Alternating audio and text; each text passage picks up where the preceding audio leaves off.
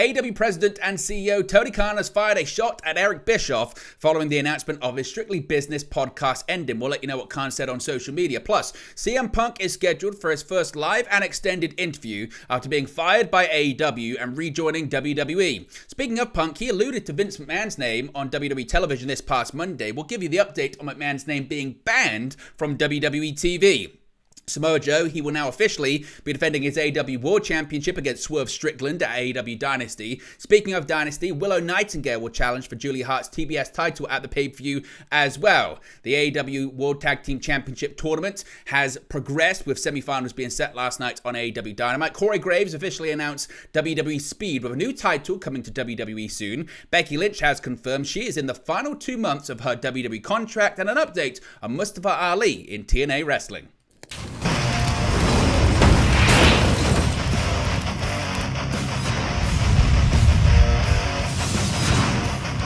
Hey guys, welcome back to Wrestling News 365. Hope everyone is doing very well. As always, there are plenty of news stories to get into in the world of professional wrestling. Let's start off talking about Tony Khan firing a shot at former WCW President Eric Bischoff on social media. Now, Tony Khan made his feelings about a recent announcement involving Eric Bischoff known on social media in the early hours of this morning. Now, of course, the pair haven't seen eye to eye for quite some time now, throwing barbs at each other using their various platforms. Now, Khan's latest shot at Eric Bischoff came after the March 27 episode of AEW Dynamite, with one follower noting that it was at 4 a.m. Now, we'll get to what Tony Khan said in just a second, but let's set this up with what actually, I guess, started it. Now, John Alba posted some news about the future of the Strictly Business podcast that he does with Eric Bischoff. You can see the post right there. Now, in the statement released by Alba, he said the following quotes: "Unfortunately, this week's episode of Strictly Business with Eric Bischoff will be the last edition of the podcast. Eric's schedule is loaded these days, and for good reasons. He'll be putting his efforts into other endeavors.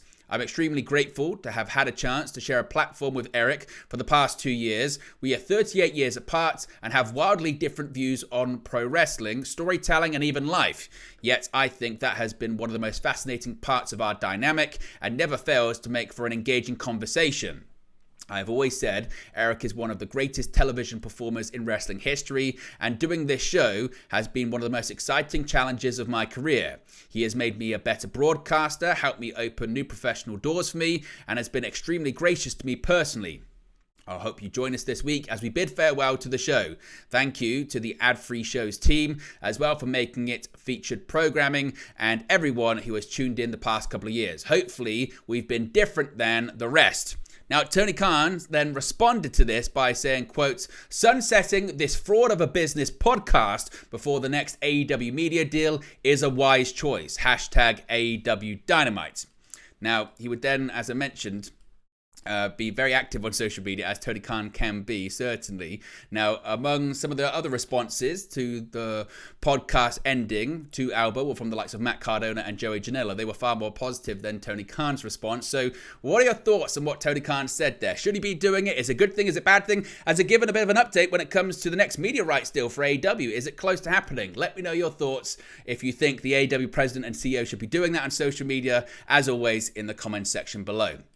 Now, speaking of Tony Khan, of course, infamously, he had to fire CM Punk after the backstage altercation involving Jack Perry at AEW All In last year at Wembley Stadium. Now, Punk, he's since rejoined WWE, and he's now been announced for his first sit-down interview since rejoining WWE after previously having been fired from AEW. Now, interestingly, fans of both WWE and AEW may find the name of the interviewer familiar, as CM Punk is set to sit down with someone who has previous run-ins with Tony Khan. No, not Eric Bischoff. But on today's episode of the MMA Hour, Ariel Helwani, the titular host, revealed that on Monday, April 1st, CM Punk will be live in his studio for an interview. In his first live extended interview since signing with WWE and departing AEW, Helwani noted there were, quote, "no restrictions, nothing off limits, no holds barred, nothing is taboo in the interview." Here is what Helwani said when announcing that the interview was going to be taking place. News on Monday's show, in studio, we are going to be joined by the best in the world, CM Punk. Yes, CM Punk is going to join us in that chair right over there, in studio, live on Monday, in his first live extended interview since signing with WWE, since returning to WWE, since leaving AEW. No restrictions, nothing off limits. No holds barred. Nothing is taboo. One-on-one. Once again, Helwani Punk. Haven't talked to him in several years. We had that string of great interviews at his home before his UFC debut, his second UFC fight, etc., etc. Now, marking Punk's first sit-down extended interview since departing AEW and rejoining WWE, the dynamics are surely set to be fascinating. Now, Helwani, of course, had previous issues with the AEW CEO Tony Khan after having branded an interview with him as having been one of the most difficult of his career. Now, whether or not Punk can make any specific comments regarding his time in AEW or working with Tony Khan or the backstage altercations that he was involved in seems unlikely, but anything, of course, is possible.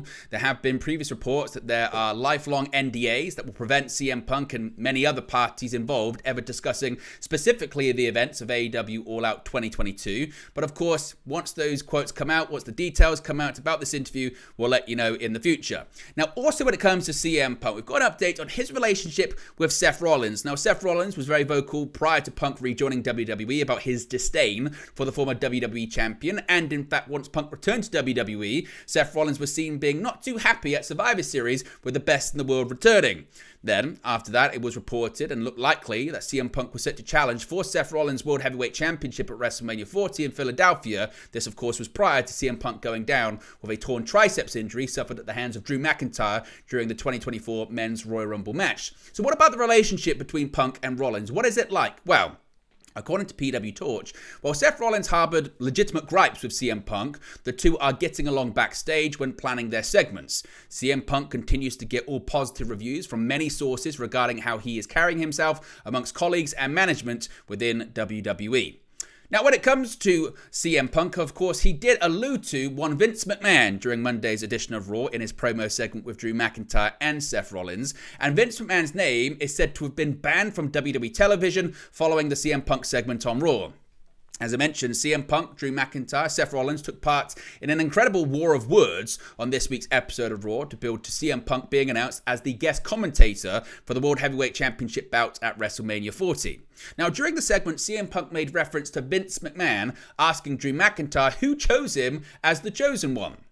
Now, speaking about the segment on Wrestling Observer Radio, Dave Meltzer noted that some people thought having the three men going out unscripted wasn't a good idea when McMahon was referenced, as his name is said to be banned from television. He said, quote, "It was not scripted word for word, which most things on that show are. They let the guys have free reign. There was one moment where there were a lot of people thinking this might not be a good idea. It was the Vince McMahon reference. One of the things is that Vince McMahon's name is not allowed to be mentioned on the television, but McIntyre changed focus and never mentioned the name, and they got out of it. They went a little long, but there was no negativity from it. One person told me that Levesque knew they were probably going to go long, so the matches that didn't have the entrances before the show, they have already planned that there was going to be the case. So it wasn't that they came up with that to save the time. So that was kind of the plan, and of course they were very happy with how the segment turned out, not only in terms of quality, but also in terms of the viewership and ratings as well.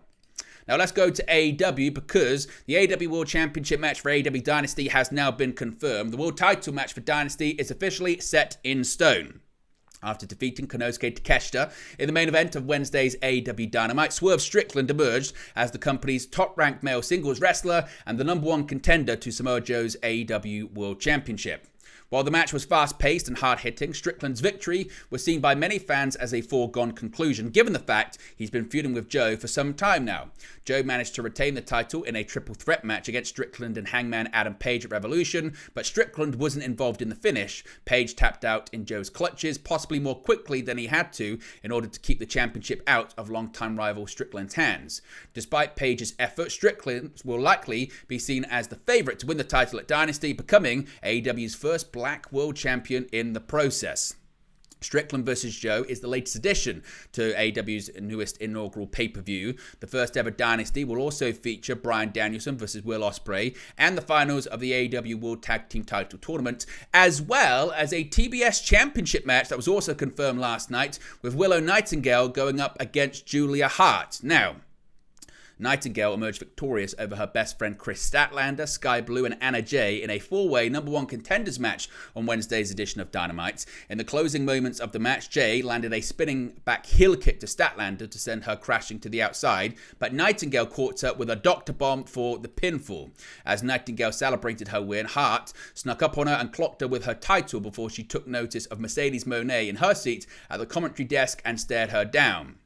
Nightingale has crossed paths with Hart in a handful of matches and tag team matches since September 2023, but is no stranger to Moné either. The pair have previously shared the squared circle with one another at New Japan Pro Wrestling's Resurgence event in May of last year, during which Nightingale defeated Moné to become the inaugural New Japan Strong Women's Champion after Moné suffered an injury.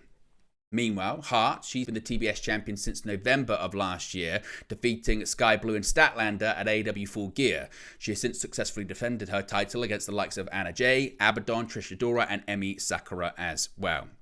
And when it comes to last night's segments and the TBS Championship and Mercedes Moné on commentary, well, Dave Meltzer wasn't too pleased with it. Now, Dave Meltzer has said that Mercedes Moné needs to wrestle and her commentary job on AEW Dynamite did more harm than good. He said, quote, "I think it was really obvious on the show tonight that she needs to wrestle. That's how I viewed it. She was out there because it was the 9 p.m. segment and they counted on her being out there to draw the number, knowing the match itself probably wasn't going to draw the number.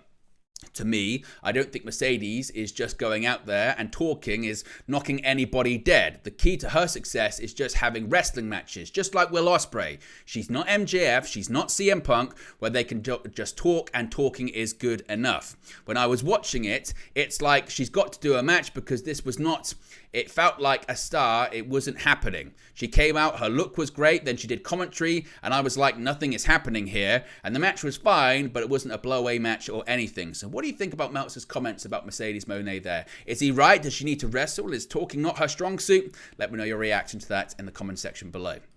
Now, last night's Dynamite also saw the AEW World Tag Team Title Tournament progress further.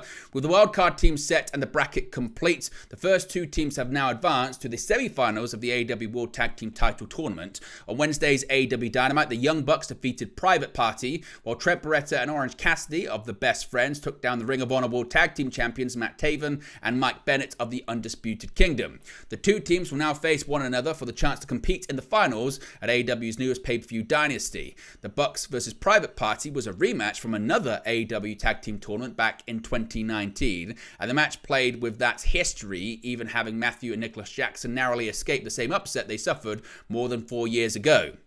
It took some underhanded tactics, including a Matthew Jackson low blow, but the EVPs were able to get back their long-awaited win. They also appeared briefly following the victory of Beretta and Cassidy over Taven and Bennett. International champion Roderick Strong attempted to swing the match in the favor of the Undisputed Kingdom, but the injured Chuck Taylor evened the odds, allowing Best Friends to advance.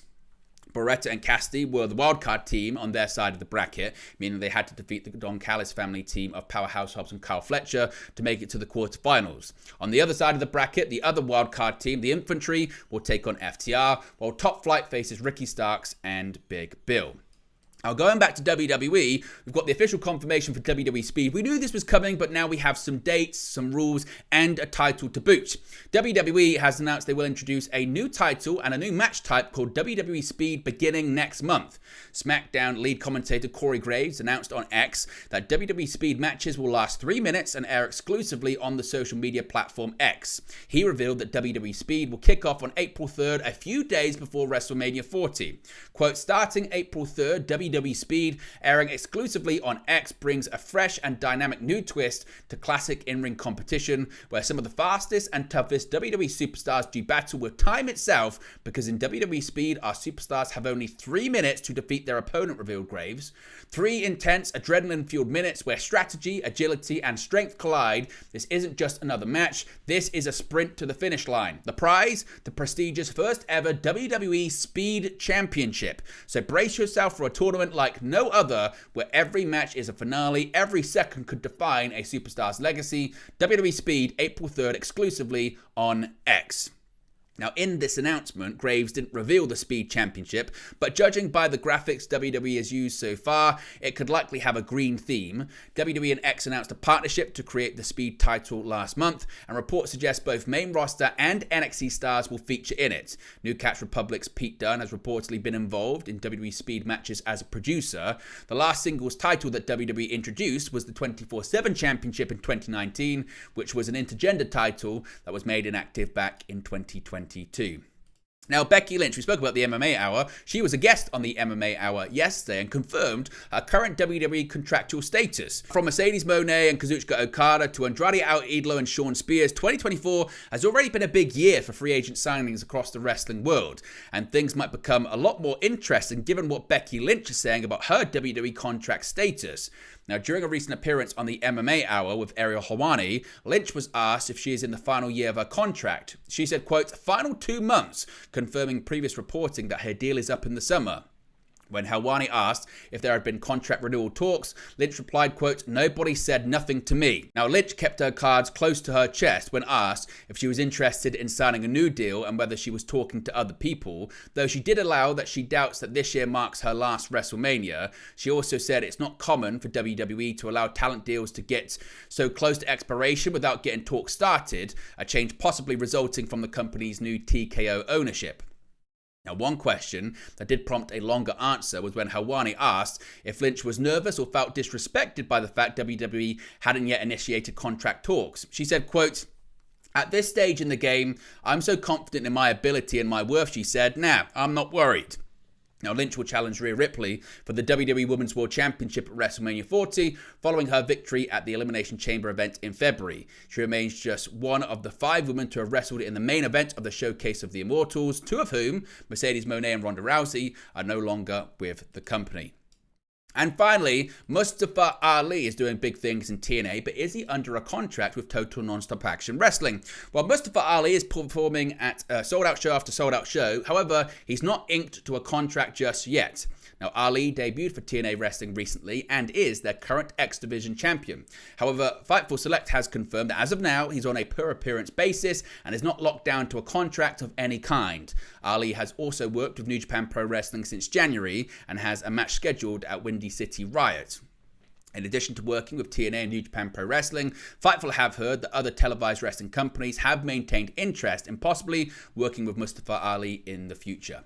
But there you go, guys. This latest pro wrestling news for you. Be sure to smash a like on the like button. Be sure to subscribe, bottom right-hand corner. As always, let me know your thoughts in the comment section below, and I'll speak to you again very, very soon. Hey guys, thank you for watching, listening, streaming, or however you come across this video today. Be sure to click on the video on the right there to watch our next video, or click the bottom there to subscribe, or the bottom right hand corner. Thank you very much, and I'll speak to you again very soon.